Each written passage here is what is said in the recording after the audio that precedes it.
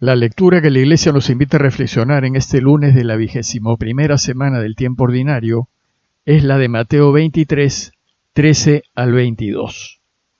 El texto dice así: En aquel tiempo habló Jesús diciendo: Ay de ustedes, escribas y fariseos hipócritas, que cierran a los hombres el reino de los cielos.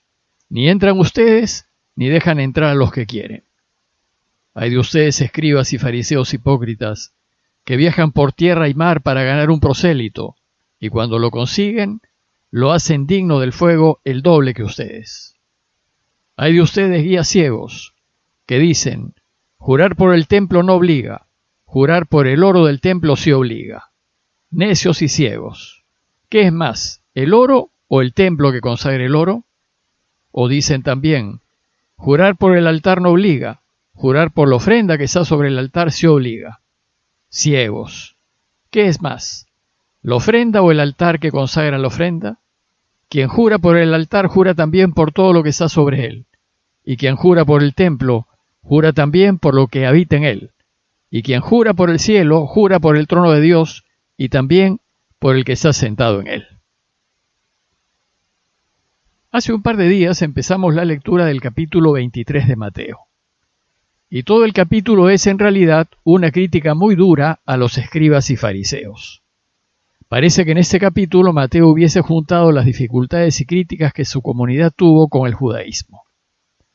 Recordemos que el Evangelio de Mateo fue escrito en torno al año 90 del siglo I, y en esa época, y después de la destrucción de Jerusalén, la corriente farisea se había hecho dominante en el judaísmo y se presentaba como la única vía religiosa válida. Y también en esa época ya el cristianismo se había separado del judaísmo y tenía vida propia. Sin embargo, en la comunidad de Mateo aún había muchos judíos que se habían hecho cristianos y todavía llevaban consigo la marca y el peso de la religiosidad farisea. Parece pues que en este capítulo Mateo quiere dejar en claro que la doctrina de fariseos y escribas no es compatible con el cristianismo.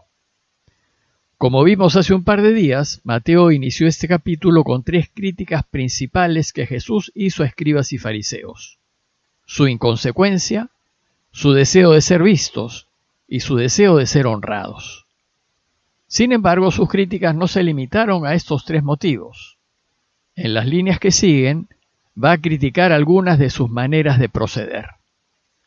Con palabras muy duras de parte de Jesús, Mateo recoge 7 principales acusaciones que se les hacían a las autoridades religiosas de Israel.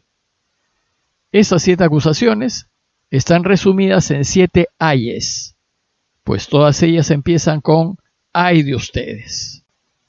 Estos ayes ponen en evidencia la hipocresía de las autoridades judías, que no buscaban el bien de los hombres, sino más bien controlarlos con sus enseñanzas. Además, ellos pretenden ser fieles a Dios observando lo mínimo y descuidando lo principal. Las críticas de Jesús deben ser fuente de reflexión también para nuestras autoridades religiosas, a fin de que no caigan en esos errores y se mantengan fieles al camino del Señor.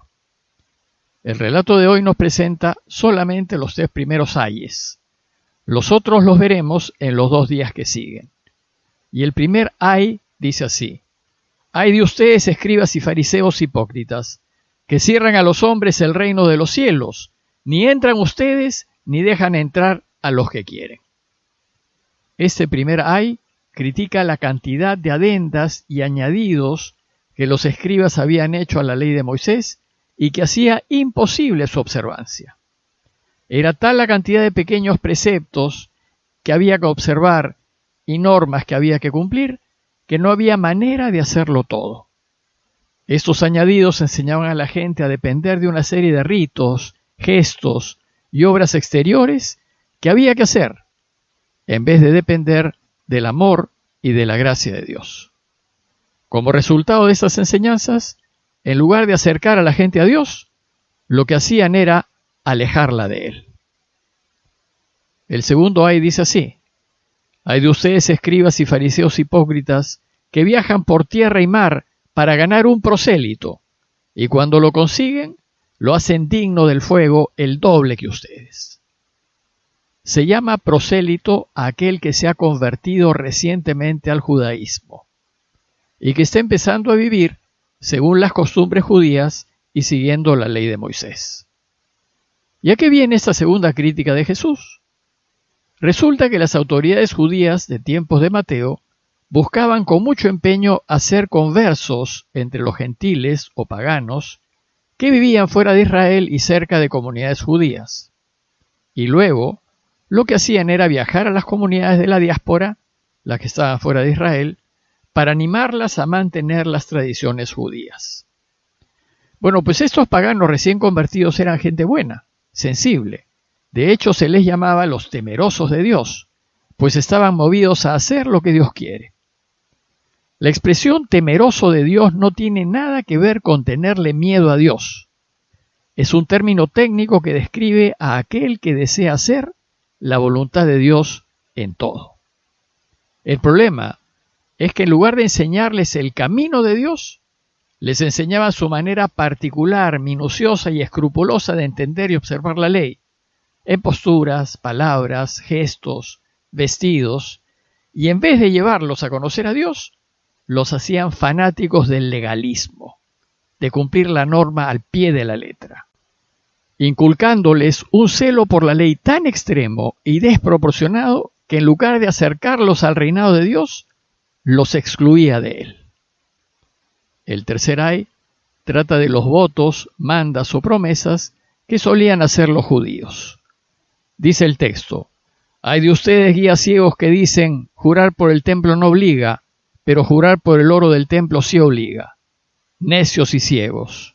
¿Qué es más, el oro o el templo que consagre el oro?»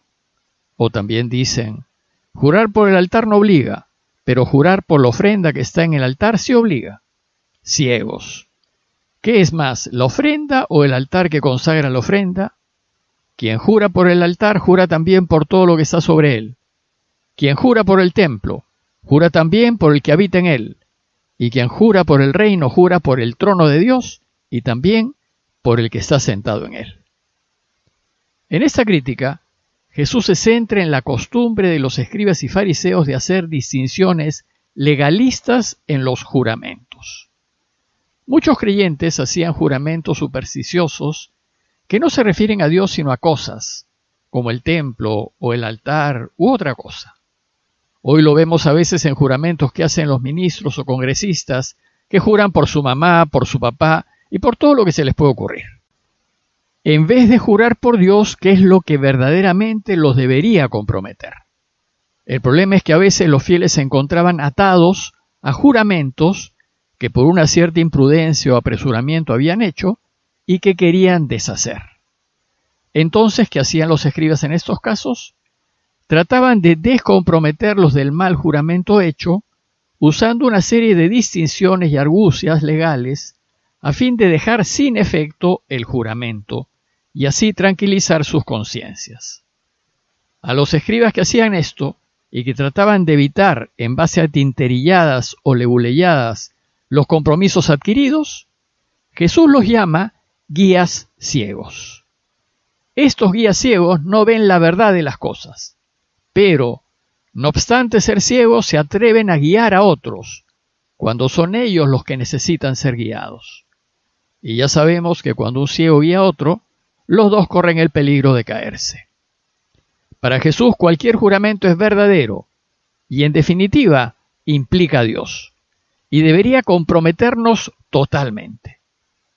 Sin embargo, para quienes viven para que Dios reine, los juramentos son innecesarios, pues si somos ciudadanos del reino, no necesitamos jurar, ya que nuestra palabra debe bastar, debe contener el peso de nuestra autoridad moral.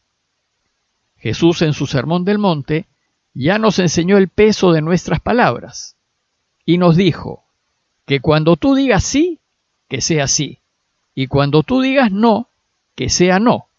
Y esto es suficiente. Para Jesús, todo aquel que lo sigue y desea ser discípulo suyo, debe ser una persona de palabra, que no necesita apoyarse en nada a fin de garantizar que lo que dice es, que lo que ofrece hará y que lo que promete cumplirá.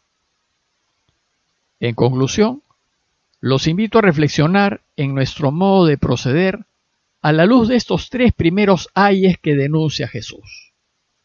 Primero, preguntarnos si en realidad ayudamos a otros a acercarse a Dios o si los llenamos de requisitos, exigencias y condiciones sin sustento que los separan de Él. Luego, preguntarnos si damos testimonio de Dios con la autenticidad de nuestras vidas, es decir, si somos personas consecuentes de aquellas que hacen lo que dicen. Y por último, preguntarnos qué tanto valor tiene nuestra palabra dada. ¿Soy de los que cumplo lo que prometo? ¿Soy de los que ofrezco y hago?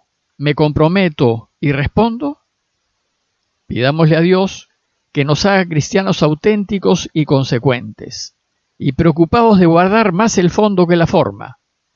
Es decir, pedirle que nos haga defensores del espíritu de la ley más que de su literalidad, aunque hacerlo sea más oneroso para nosotros. Parroquia de Fátima, Miraflores, Lima.